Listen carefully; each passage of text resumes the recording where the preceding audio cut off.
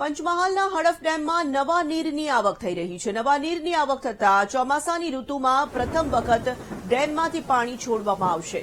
હડફ ડેમની હાલની જળ સપાટી 164.40 મીટર છે। હડફ ડેમની મહત્તમ જળ સપાટી 166.20 મીટર છે।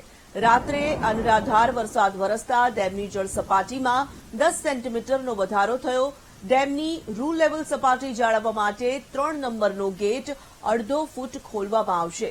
681 ક્યુસેક પાણી નદીમાં છોડવામાં આવશે।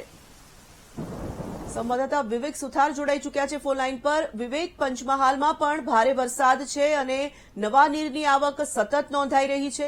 હડફ ડેમમાં શું પરિસ્થિતિ અત્યારે હાલ જોવા મળી રહી છે?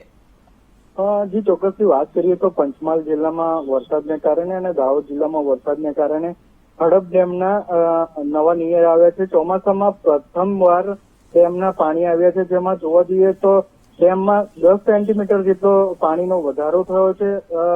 વધારો થવાને કારણે તંત્ર દ્વારા નિર્ણય લેવાયો છે કે 11 કલાકે 3 નંબરનો ગેટ ખોલીને 681 ક્યુસેક જેટલું પાણી નદીમાં હડફ નદીમાં છોડવામાં આવશે।